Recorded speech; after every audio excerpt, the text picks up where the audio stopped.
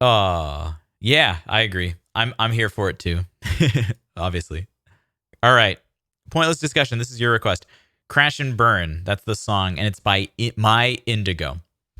I love myself a good side project, and this one is great, though criminally underrated. The name of the project and album came from the light, but moody feeling that the light but moody feeling that the color provides, as according to the singer, it fit the main atmosphere of the song very well, or the songs of the project very well.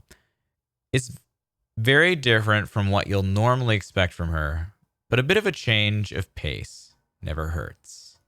I feel that. I'm excited. This is a very open-ended description, so I'm excited to see what we get. My Indigo, Crash and Burn live.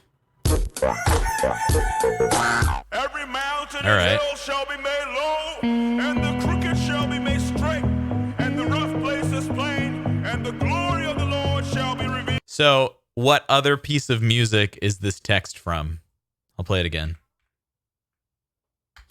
Every mountain and hill shall be made low, and the crooked shall be made straight, and the rough places plain, and the glory of the Lord shall be revealed, and all flesh shall see it together. What's the major musical work? What is it?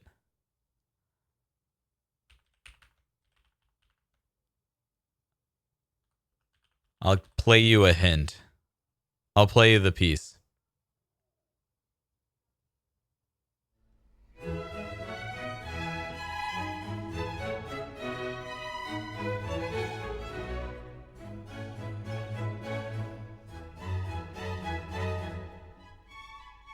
No? I've failed you.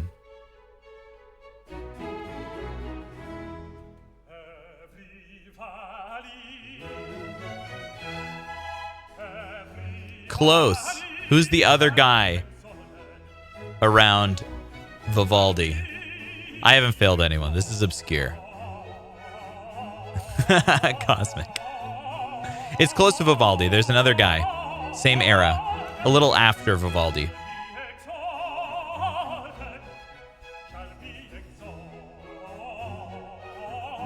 No, Wither. Don't do that to me. I'm so sensitive. It's Handel's Messiah. Bach was earlier, and then Vivaldi and Handel were around the same place. But Handel's Messiah, which is one of like the most performed pieces every year, that's what's used in this. They're all named Johann. Pavarotti, Domingo, and the other guy. Okay, I love these responses. Anyway, it was Handel. George Friedrich Handel. All right, anyway. Quick segue. Let's continue. And the crooked shall be made straight, and the rough places plain, and the glory of the Lord shall be revealed, and all flesh shall see it together.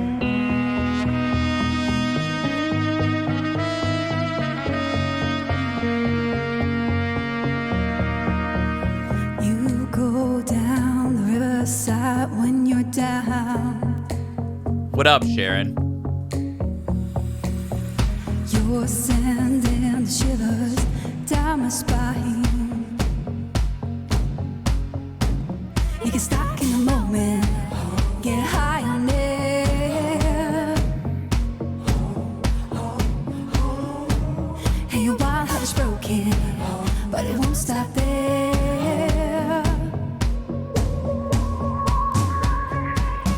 'Cause you crashing down, 'cause in the night I'm losing you. You're crashing down. Yo, you totally got me with this, but I shouldn't be surprised knowing you. You're crashing. Never lie, you're crashing. Never lie, you're crashing. Never lie. 'Cause you crashing.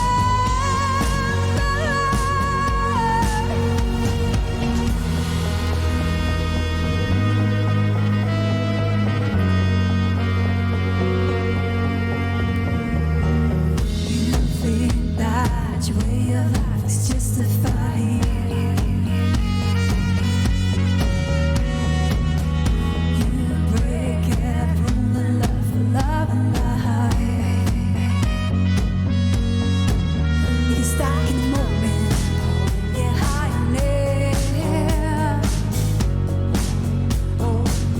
Hey, Sproullos. Hate you, our heart is broken, but it won't stop there.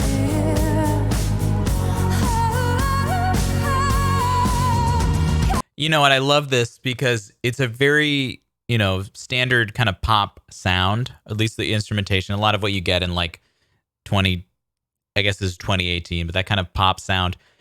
But with such a good singer, she's able to add in those little riffs and things that add so much little ornamentation and accent that makes this a really beautiful musical piece, right? Standard stuff, chesty, smooth, chill, cool. It's about that relaxed feeling. It's comforting. And then with someone with that much virtuosity in her voice, goes up to those riffs and just kind of transcends what basic pop music can do. That's kind of something I'm looking forward to hearing more of from like Floor Jansen, who's doing that pop album that's coming out. And her new stuff, right? I'm really excited to hear that.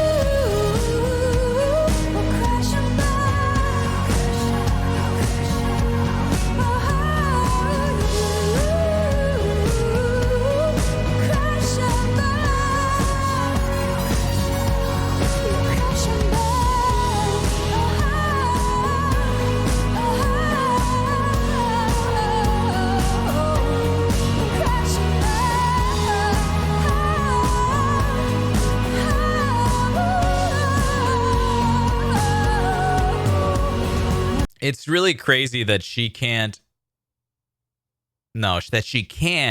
riff on to this level at this kind of section in the song. It's such a jam, dude. And I really appreciate that she's someone who can put in so much depth into her music and storytelling, but then pulls back and kind of delivers an equally satisfying result in a song like this in a very different way. And it's calming, and it's something you can kind of listen to in the car. It's something you can listen to on the radio, and it's really nice. And it's kind of a sign of her musical entrepreneurship, as it were. She's still an artist. She's still a musician. She's still creating touching music, just in a way that will resonate with different kinds of people from what they do. And, we've had this discussion about Within Temptation for a long time about, what is that trajectory of that group? And I'm obviously a newcomer relatively to a lot of you guys to the story of Within Temptation, but I'm growing to appreciate more that versatility they've brought. And while it does isolate certain audiences who liked them early on,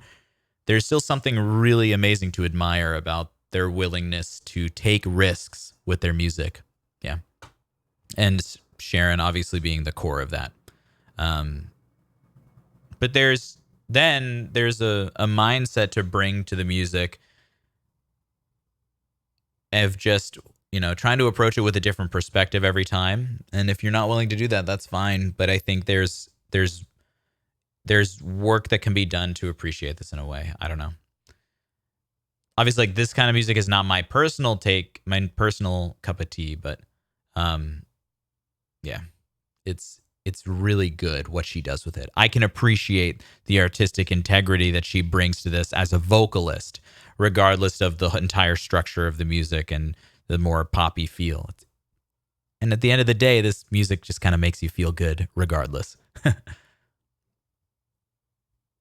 Request Sam Ryder, Four Non Blondes. What's up? I love that song. Yeah, I'd check that out. Also, the fact that they're using this Bible quote in it is just very interesting to me. Paired with these kinds of lyrics, like, don't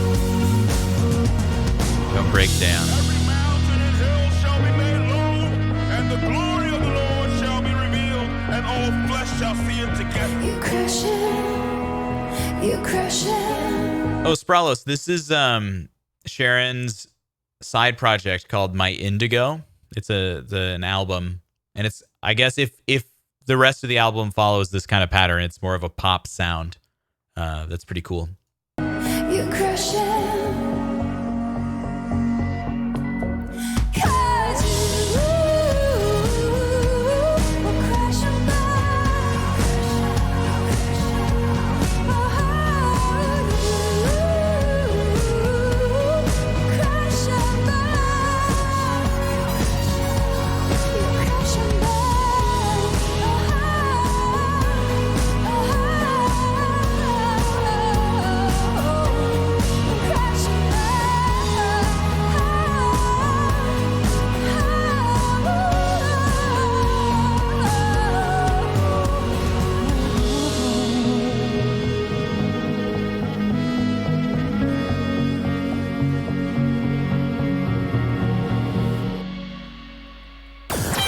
NPO Radio 2.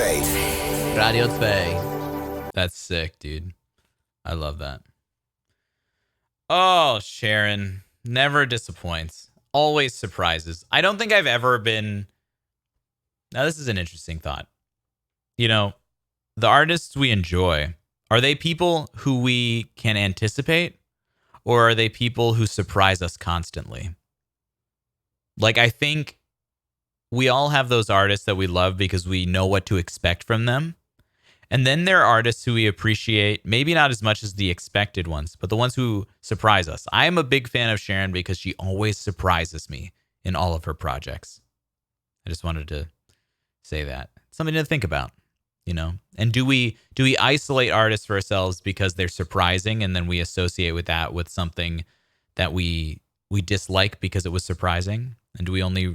I mean, I feel like my personal affinity is for people who I know what to expect from. Like, my favorite opera singers are the ones where I know that high note is going to be so exciting and I can't wait to hear it. Whereas the ones that I'm iffy on, I'm like, I don't know. But I've never thought about it that way until just now. It's like, do we know what to expect and that's why we like it from their performance? Or do we want something that's surprising? It's interesting. Just a thought. Food for thought. Okay. Great. Pointless, thank you for that one. That was a really nice profile of what she's up to.